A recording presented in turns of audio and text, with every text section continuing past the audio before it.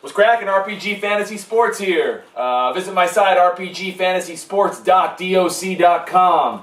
Check out all my reference material, start sit, waiver wire, weekly rankings. These videos will also be online as well. Most importantly, go to the services tab, buy week increments, whatever you want, and you get unlimited questions to your personal league at that time. So check the site out. I'm RPG, as you know. Cowboy Ron Burgundy here with you. Week 6. This season is flying by. It's friggin' ridiculous. Let's get cracking here. Highlights, Week 6. If you saw my video last week, and here's hoping you did, Ray Rice has said buy low, buy low, buy low while you can. You're not going to be able to buy low anymore. 2 touchdowns, a grip of yards, most importantly, goal line carries. 2 decisive runs in from the 1. Doesn't mean he's going to get them all, but you got to like that going forward. You spend a top 3 or 4 pick on him, and now you're really going to really enjoy it as this schedule lightens up. So if you didn't buy low, hopefully you play against him this week and he smacks you around for not buying low. Big Ben back, 4-game suspension, 1 week bye. He's ready to roll against Colt McCoy-led Cleveland Browns in what should be a shellacking in Pittsburgh. I think you definitely got to upgrade Mike Wallace, Hines Ward, even Heath Miller going forward. I don't know about this week. Let Ben get settled in. I see him slinging the rock around a little bit, but I don't think that game's going to be close. I'm playing against Pittsburgh D in one of my 2 leagues, and I'm not real happy about it. They may score. The Pittsburgh D may score more points than any player, defensive team. They might be the top scorer this weekend, and I'm not real happy about it because I'm playing against them in one of my leagues. So here's hoping Colt McCoy puts something together, or Peyton Hillis, whatever. Just if you have the Pittsburgh D, you should feel real good about yourself this week. Tom Brady, first week, no Randy Moss. He still has weapons.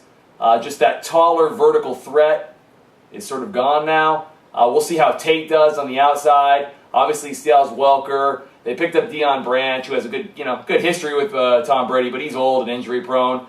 I do really like Aaron Hernandez going forward, the tight end. I mean, he's looked good anyway, but without Moss getting his 10, 12 targets a game, they got to go somewhere. He lines up wide. He lines up as a tight end. He's a matchup nightmare. He's a little bit like Jermichael Finley, not quite as athletic.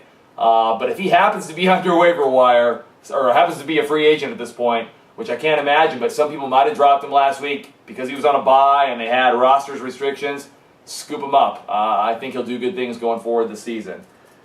Injuries, we're going to talk about this every week. They're prevalent all over football. But at least this week, not too many questionable ones. I think we pretty much know who's going to play and who's not going to play for the most part. Michael Vick, obviously out. He's the only one for sure 100% out as of Thursday afternoon. Some question marks. McFadden, Moreno, Pierre Thomas. I think all 3 of them sit. You want to upgrade Michael Bush for sure. I wouldn't worry about the backup running backs for Denver. I mean, Maroney's horrible anyway. Or for the Saints. They're pass-first teams. I just wait till those guys come back. Hillis, MJD, LaShawn McCoy, Megatron, Aaron Rodgers, Joseph Adai, all somewhat questionable. I think all of them play, except for maybe Calvin Johnson. And even if he does play, he's catching balls with his left arm. The Giants' defense has looked spectacular the last couple weeks. Obviously, you want to check to see if he's active, but he might be one of those guys that's active and gets very little looks or plays a quarter. And Detroit has a bye in Week 7, so I wouldn't be surprised if he sits. Adai, if he sits, Mike Hart, definite upgrade because I don't think Donald Brown's going to play. Hillis is playing at Pittsburgh. I think he plays, but if you have a better option, I'd definitely go for it. LaShawn McCoy played with a fractured rib last week and had a great game, so I'm not worried about him or MJD on Monday night. Aaron Rodgers, looks like he's going to play at this point. Obviously, we don't know until Sunday. If he does, you want to upgrade Donald Driver and Greg Jennings, even James Jones. Hopefully, the Packers' offensive line will give him some semblance of time because he hasn't had any. But without Jermichael Finley, I think all those guys get upgrades. And buys this week. We've got the Bills, we've got the Cardinals, we've got the Bengals, we've got the Panthers. Not a lot of offensive juggernauts, so except for pretty much the Bengals, you're really not missing much. So hopefully you're not encountering any of these injuries, you're fully loaded this week, and you're ready to rock. So Ron Burgundy's Game of the Week. As you can tell, Cowboys, Vikings. If you would have told me both teams would be 1-3 coming to this matchup, I would have laughed. Whoever loses this game is in real danger of missing the playoffs. I mean, both divisions are up for grabs. Nobody's really running away with it. I mean, the Packers have injuries. I think the Bears will come down to earth a little bit, so that division's open, and the NFC East is an absolute cluster F. But you do not want to start 1-4. You're just digging yourself a huge hole. Two offensive teams. I see you got to lay it out on the line this weekend. You got to pull every trick out of the book because you cannot start 1-4. So I think that's going to be a really, really good game. It's going to be tense because you just can't lose. So RPG's tip of the week. Tip of the week! Number 3. Hopefully this stuff's helping you out, whoever's watching out there. But decimal point scoring system. When I first started playing, for the first 5, 6, 7 years I was playing, it was straight standard scoring. If you got 88 yards receiving, you just got an 8. You rounded it down. We started doing decimal point scoring 3 or 4 years ago. It's unbelievable. If you get 89 yards, you should get an 8.9. I mean, somebody that gets 81 versus 89, it shouldn't be equal value.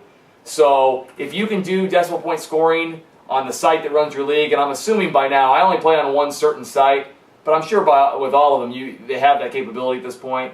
Vote on it, talk to your commissioner about it, try to implement it next year.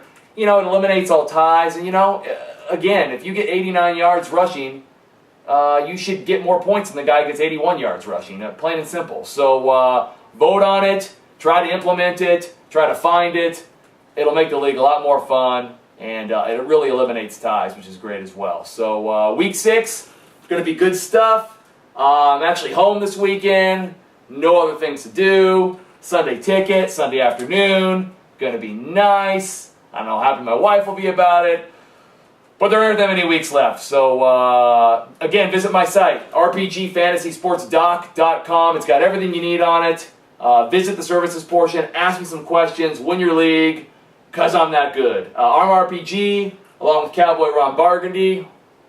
Burgundy, that is. I can't even say his name right. Enjoy week 6. I'll see you next week. Have a good weekend.